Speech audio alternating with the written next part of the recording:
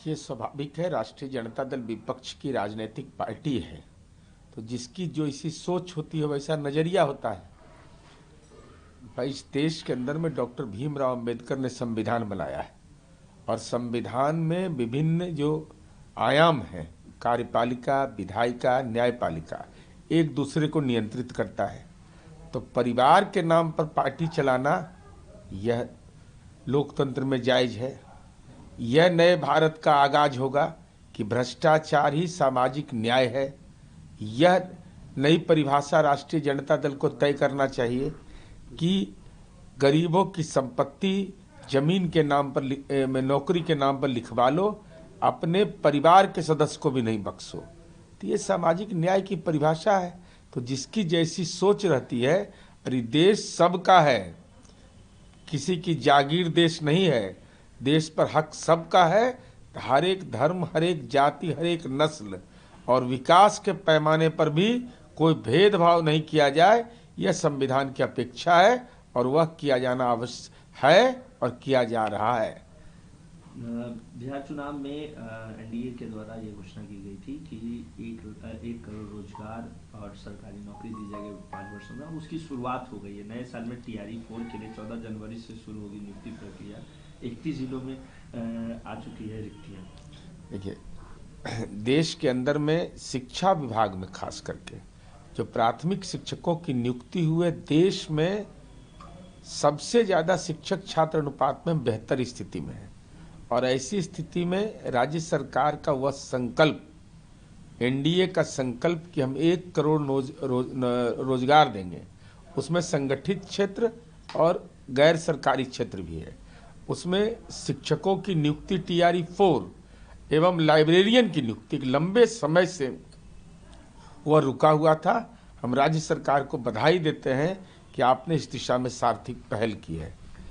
BMC चुनाव 2026 में महायुति की सीटों के बंटवारा की डील फाइनल हो गई है। बीजेपी 137 पे लड़ेगी, शिवसेना 90 सीटों पर। अब ये तो वहाँ का जो गठबंधन है महाराष्ट्र के गठबंधन के आधार पर एक दूसरे के साथ मिलकर चुनाव लड़ेंगे, तो जन सरोकार के विषय भी महत्वपूर्ण होंगे। और यह महायुति का जो गठबंधन है वह महाराष्ट्र के स्थानीय निकाय का विकास का जनादेश भी होगा। पश्चिम बंगाल बीजेपी अध्यक्ष समित भट्टाचार्य ने कहा है कि हुमायूं कबीर टीएमसी का प्लान बी है। अब इस संबंध में मुझे कोई औपचारिक टिप्पणी इसलिए नहीं करनी है कि जिस संबंध में देश की न्यायपालिका ने निर्णय दे दिया, अब ऐसे सवाल पर कोई उत्तेजक बात कह करके समाज में उन्माद फैलाता हो, तो टीएमसी पार्टी आपके से जुड़े हुए लोग हैं, इसलिए आपकी जिम्मेवारी बनती है।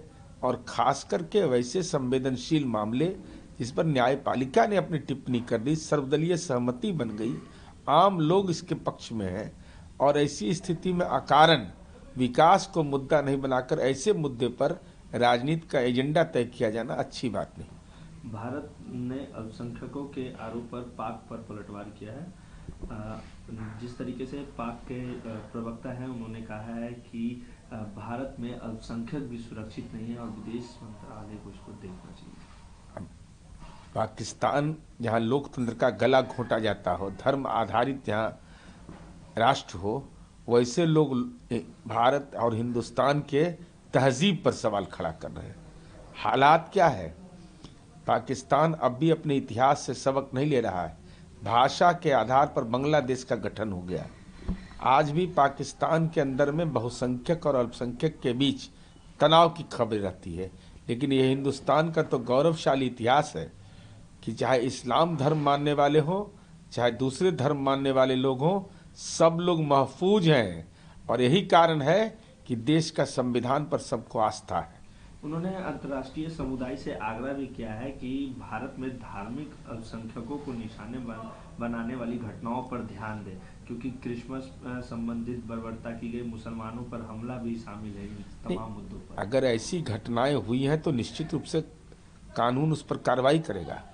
ऐसा नहीं कि फ्रीलांसर जैसा आप अपराध कर दीजिएगा किसी धार्मिक समूह के खिलाफ और आपके खिलाफ कार्रवाई नहीं हो। किसकी हिमाकत होगी कि चाहे वह क्रिसमस मनाने वाले लोग हों, ईद मनाने वाले लोग हों, होली मनाने वाले लोग हों, किसी पर कोई हिंसक हमला करे और कानून उसको छोड़ देगा, यह कतई संभव हिंदुस्तान में नहीं है।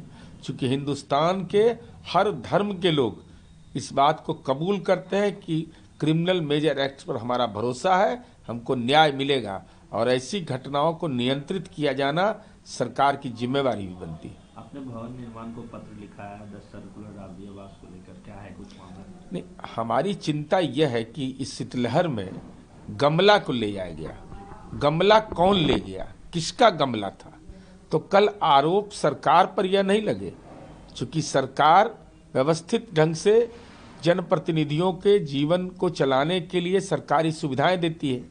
तो कल होकर के वहाँ जो भी संसाधन लगे हुए हैं 2006 से लगातार है, 89,000 वर्ग फीट का वह एरिया है।